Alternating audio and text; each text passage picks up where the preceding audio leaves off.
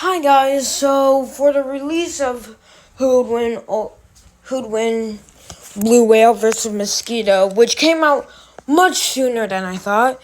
I thought Blue Whale versus Mosquito was going to come out next year. But no. Anyway, so Happy New Year, everybody. 2023. First year. 2023. My channel's now kind of a year old.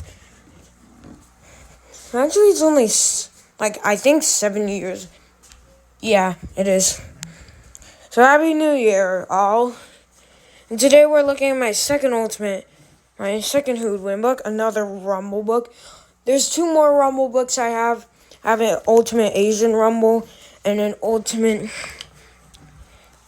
Reptile Rumble that I just finished. So, yeah, I'm going to read those, and then I'm going to let you pick at it.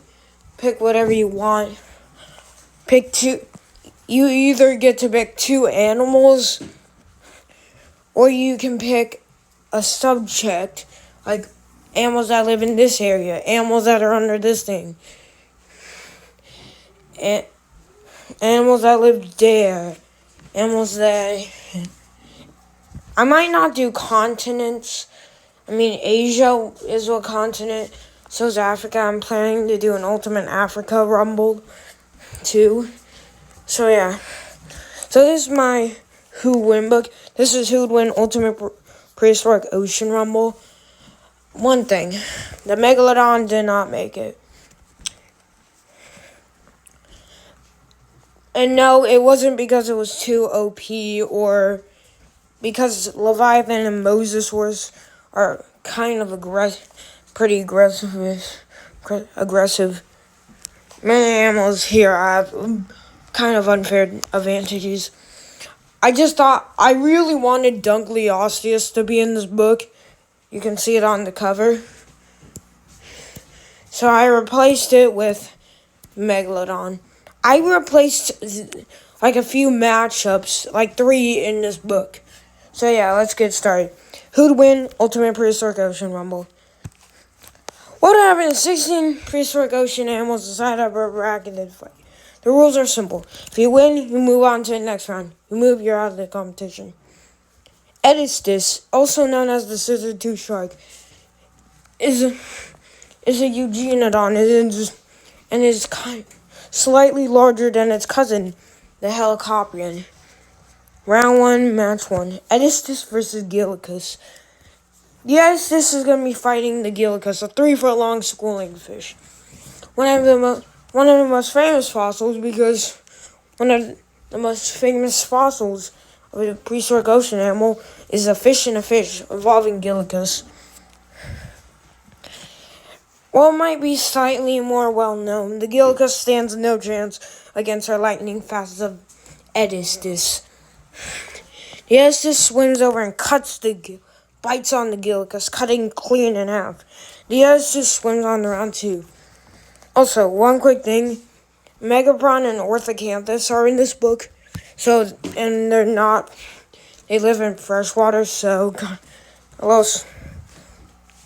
Megapron is probably one of your worst nightmares. Well, most piranha species are scavengers, meaning they eat corpses, and herbivores, which means they only eat plants. Megapron is most likely a strict carnivore.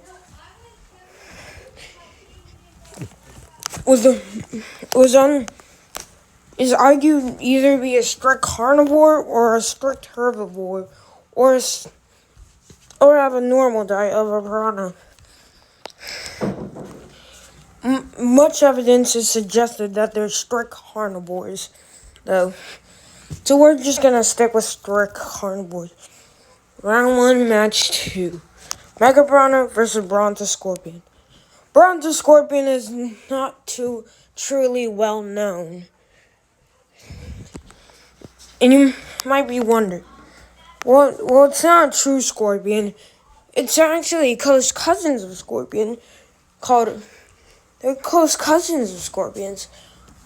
All of them are sea scorpions, regular scorpion, true scorpions tarantulas, camel spiders, etc., are all under the group arthropods. This includes insects too, like um, bugs like mantis, etc. All are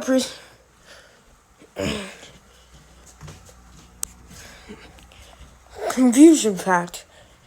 There are special scientists look at claw marks of prehistoric scorpions, arachnids to see if they're either lobsters, crabs, or scorpions. The only three members of the arthropods that have pinchers. Yeah, those things are arthropods too. Basically, insects and stuff like shrimp, crabs, shrimp, etc., are all just arthropods. So let's move on. The megapiranha has a massive disadvantage in size, but it's much faster than the brontoscorpion. The megapiranha swims around and bites massive chunks off the brontoscorpion.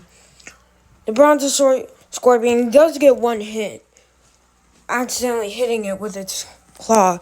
Besides that, the megapiranha is barely scarred. The megapiranha chomps its way in the next round. Honestly, I wouldn't be surprised if someone said brontoscorpion makes it to the next round. Zevactinus was a massive schooling fish. It was another fish in the fish in a fish. Fish in a fish fact.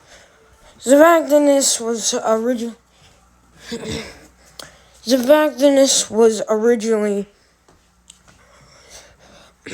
Zevactinus is argued to be the largest schooling fish.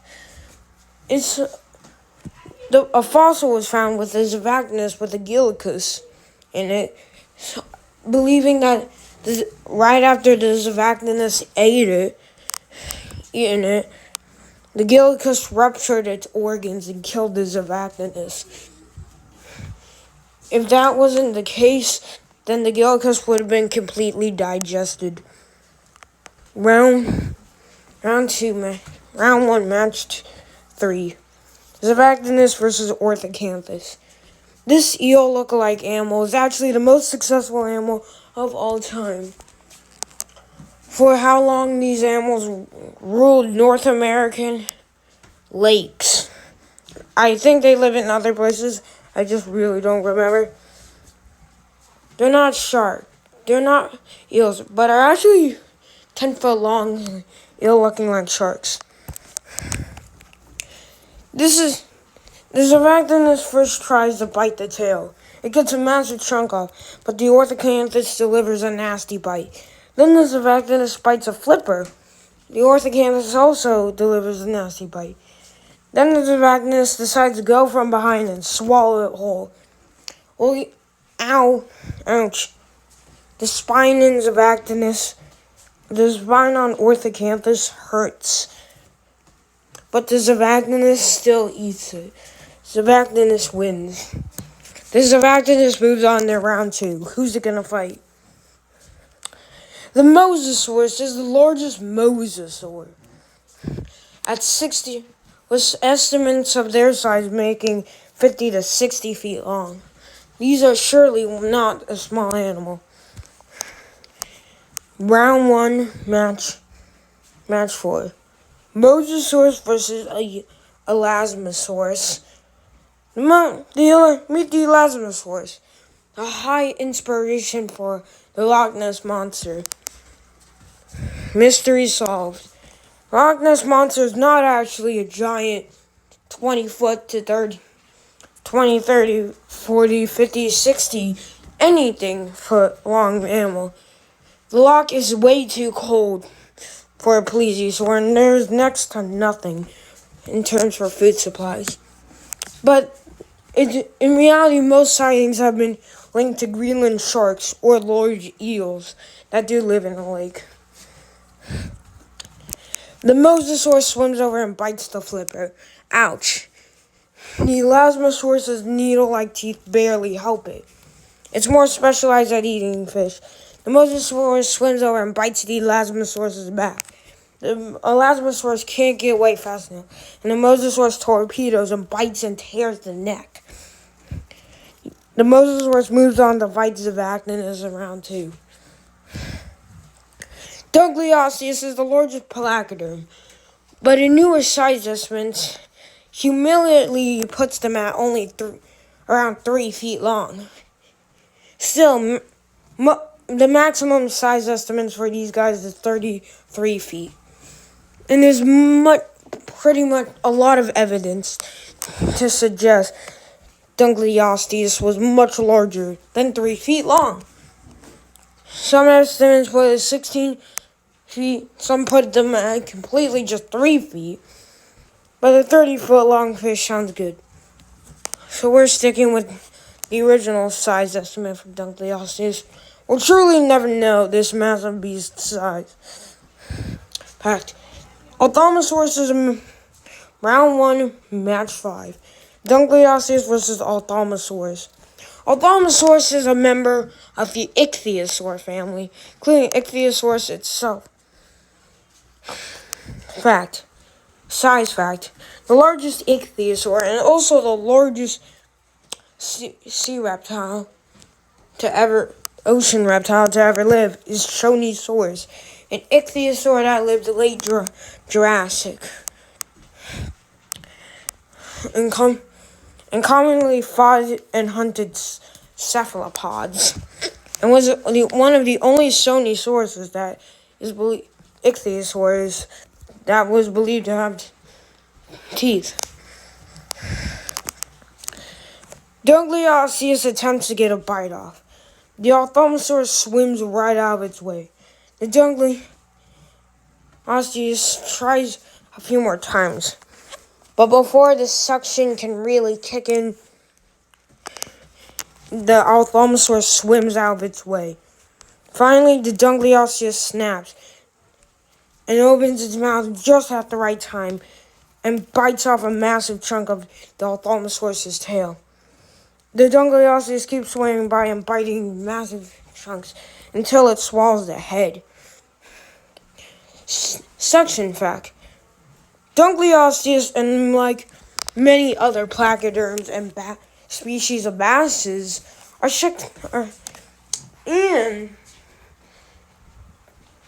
and carpet sharks and big whale sharks are all suction beaters.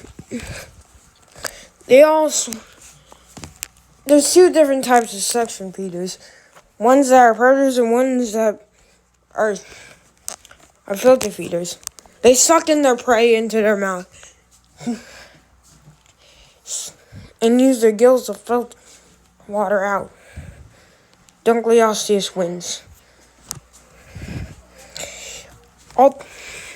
Archelon is the largest turtle. Some original estimates for what is closely related to said it was a Greenland green sea turtle, but with some newer estimates of what is closely related, it's either more closely related to hawksbill turtle or the leatherback turtle. Size fact. The leatherback turtle is the largest turtle living today. It's also the largest member in the turtle tortoise family. Turtles and tortoises are all under the same group.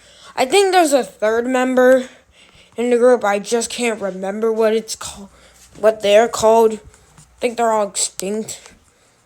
Anyways, round 1, match 6. Archelon versus Paleophist. This battle is between a famous turtle and a not well-known venomous sea snake. Paleophist is estimated to be, at maximum lengths, Paleophist is estimated to be 40 feet long, making it the second longest snake to ever live after King Titanoboa, and making it a connoisseur for whales. Yeah, these things took out whales. This is not a fair fight. a shifty, long, venomous snake versus a slow turtle. The Argalon doesn't immediately see the paleofish as a threat. The paleofish swims over and bites its flipper. The Argalon tries to escape, but the venom nearly kills it in only a couple seconds. More than 10. 1, 2, 3, 4, 5, 6, 7. Oh, I'm dead. The paleofish moves on to round 2. Kronosaurus. Then this battles between two pliosaurs. Kronosaurus was at best estimated lengths for Kronosaurus. It's a 40 feet at maximum. Round 1, match 7. Kronosaurus versus Liopyrodon. Liopyrodon was one of the smallest pliosaurs. Pliosaurs include Kronosaurus, Leviathan pliosaur itself, and Predator X, which is the largest of them all. Personally, I like the name Predator X. These animals, pliosaurs, are 4 flippers that are closely related to plesiosaurs. The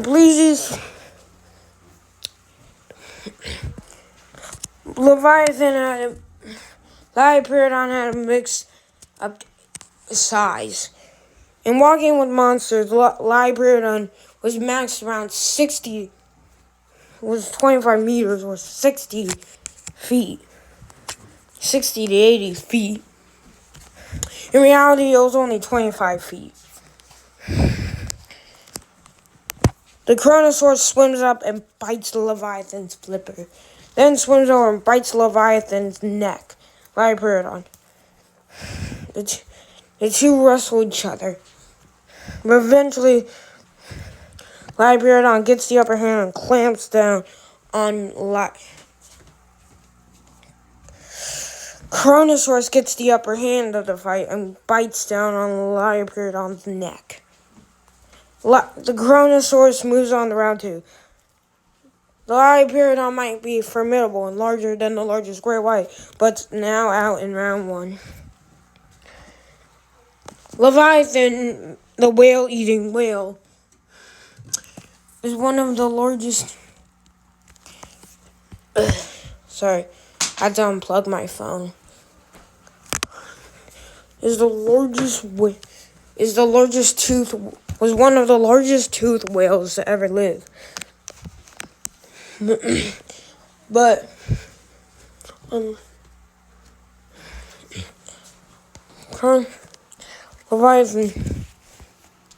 Leviathan was the largest toothed whale. At 60 feet long, it even rivaled the mass of Megalodon.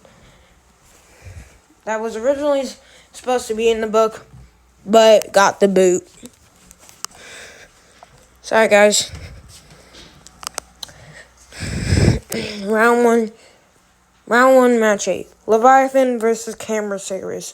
Camarasaurus at maximum lengths can get 18 to 20 feet long. While they may seem long and their bodies all over their shell, in reality, Camarasaurus only lived out the biggest part, the end of it, and the rest, including the tip, were all used for a balance in the water.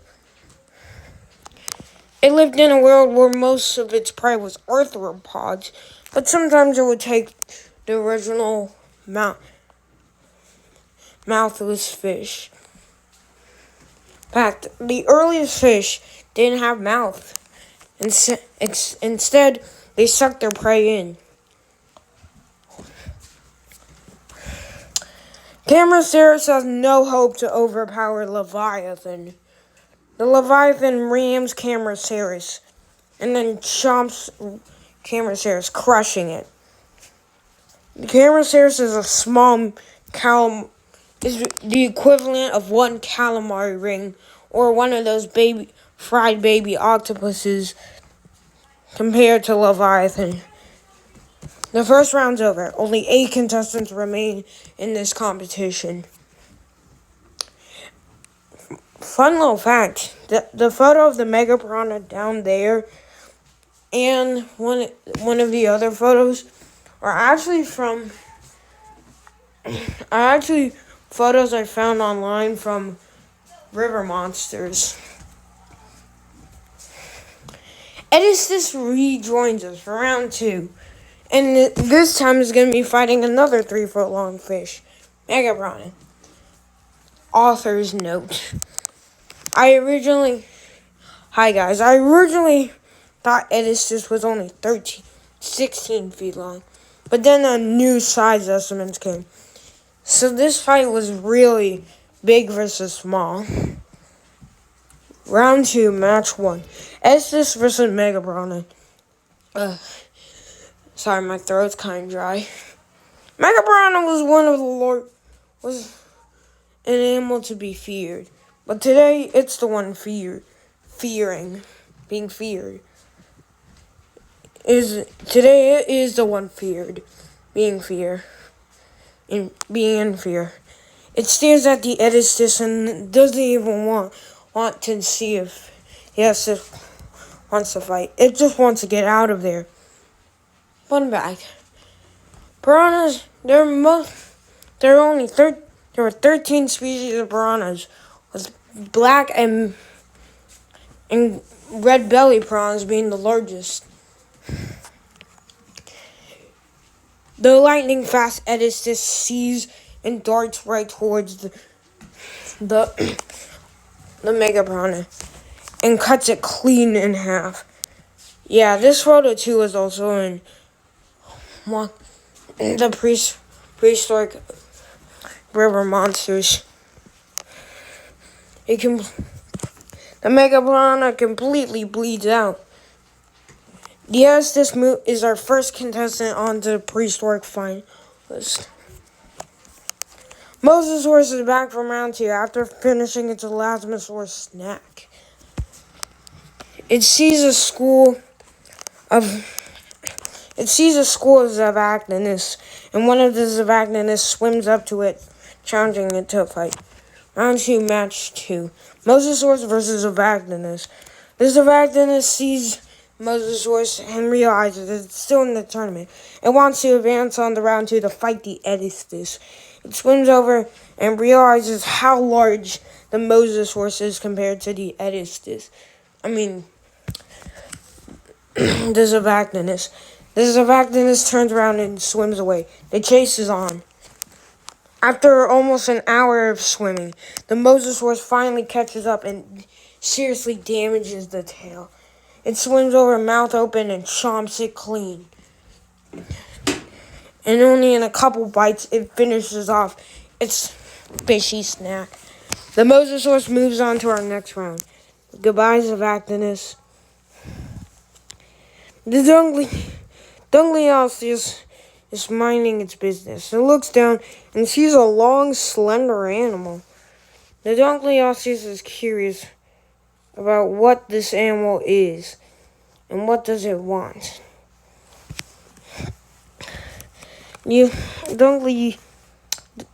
Also, it's Dungliosseus, not.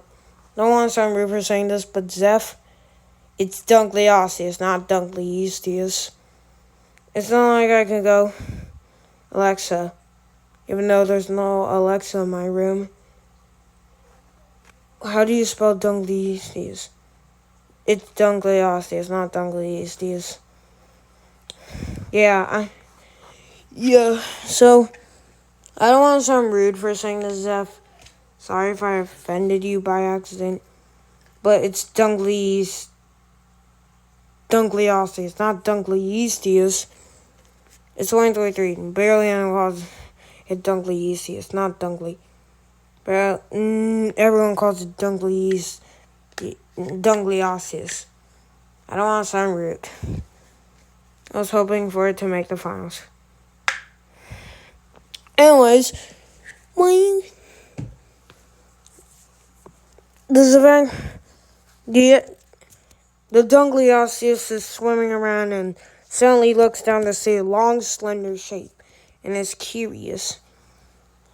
Round 2, match 3. Dungliosteus versus a Paleophist.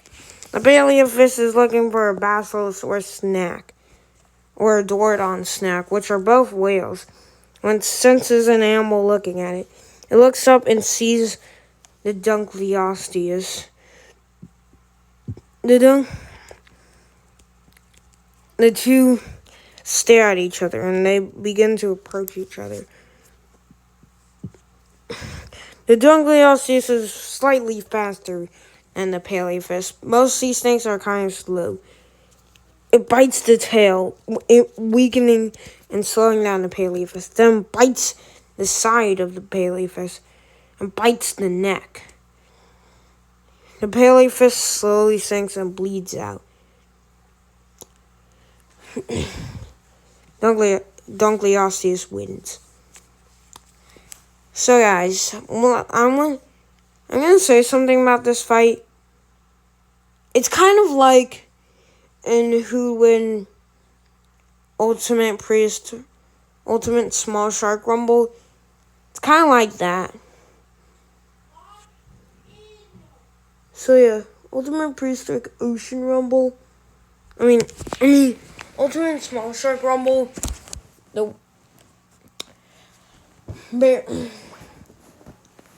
black nose shark versus frilled shark. That's more of an opinion fight. They're pretty equal. It's basically what the author decides to win. Jared Pilati decided the frilled shark. When I first heard that these two were gonna fight in round 2, I was like, black nose shark's gonna swim around and bite it. Once I saw the black nose, I was like, yeah, it's definitely winning this tournament. Instead, the spiny dogfish wins. One of my next videos is going to be looking at who'd win blue whale versus mosquito, since it just recently came out. So yeah, I wouldn't be surprised if someone did a video on this and said Paleophist would win. I wouldn't be shocked. It's a 50-50 fight. I just chose Dungliosteus for some reason. Anyways, Leviathan is not very lucky. After that calamari ring snack, it is very hungry and kind of angry. It tries to catch some prehistoric dolphins, but fails again, miserably. The Cronus round 2, match 4. Leviathan versus Kronosaurus. The Kronosaurus is swimming around, also looking for food. Suddenly senses a slightly larger animal and turns around and sees the Leviathan, failing at catching a dolphin. Sad.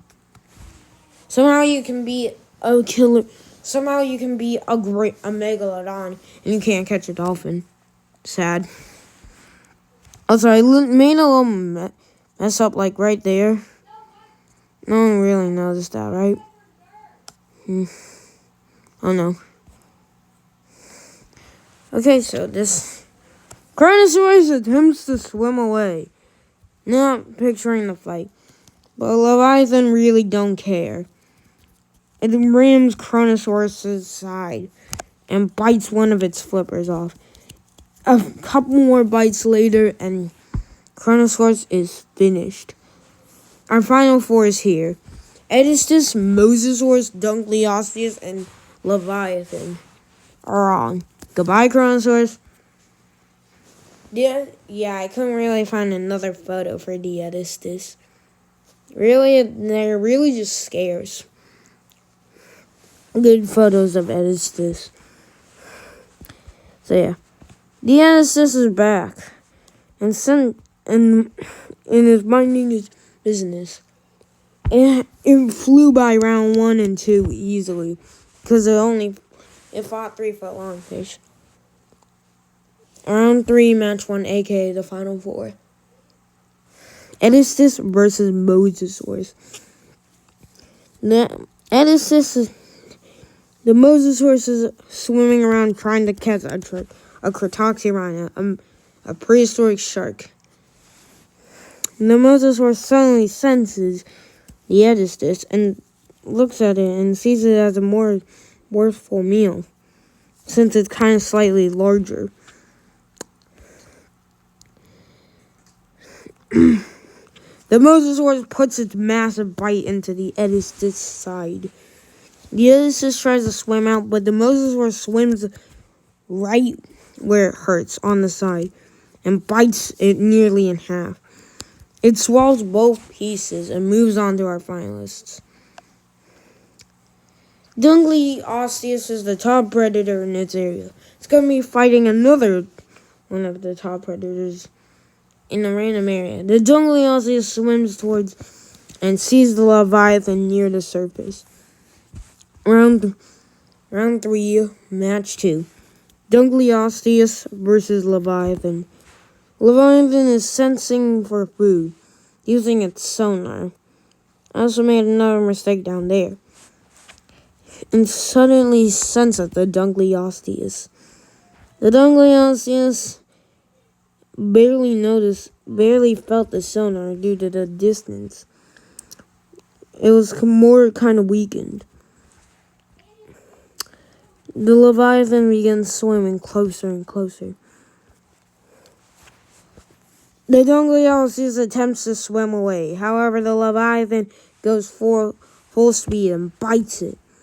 It bites it on both of its sides and makes the Dungliosteus bleed out. The finalists are here. Who's going to win? Championship match. Leviathan versus Mosasaurus. The championship match is here. A sea reptile versus a sea mammal. All the sharks are gone. All the fish are gone. All the arthropods are gone. All the freshwater animals are gone. All the snakes, turtles, and all the snake, turtle, and more, all gone. All the pliosaurs are gone. Only a mosasaur and a sea mammal. And all the ichthyosaurs are gone. Both predators stare at each other. They both stare at each other, mouth open. The Leviathan begins hitting really hard. It swims around the mosasaurus and bites it. The mosasaurus gets a couple bites in. However, it's not that bad, and the Leviathan can deal with it later. The Leviathan swims around taking more bites. Eventually, the mosasaurus tries to swim away. The Leviathan uses its sonar, and now the mosasaurus's underbelly is exposed. The Leviathan takes a massive bite out of it. The Leviathan wins and moves on. The Leviathan is our prehistoric ocean champion. But could the Megalodon defeat it? So guys, this is my ultimate prehistoric ocean rumble. I hope you all enjoyed it. Sorry that Megalodon couldn't make it, but he'd probably make it until the championship match and then get defeated by Leviathan. The clear winner here was Leviathan.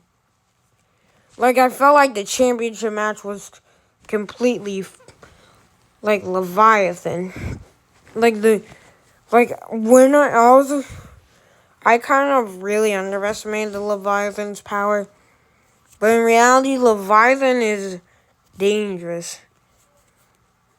And the Leviathan, bro, overall, the Leviathan would have defeated the Mosasaurus. Both need to come up for air. Well, yes, the Mosasaurus might be able to hold its breath for longer. Not confirmed. Leviathan was still a formidable predator. Its teeth were larger. It had sonar. It could ram.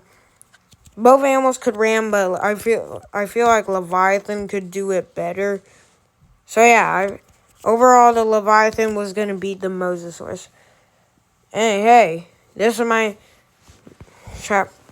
cover for my next Who'd Win book, Who'd Win Ultimate Reptile Rumble.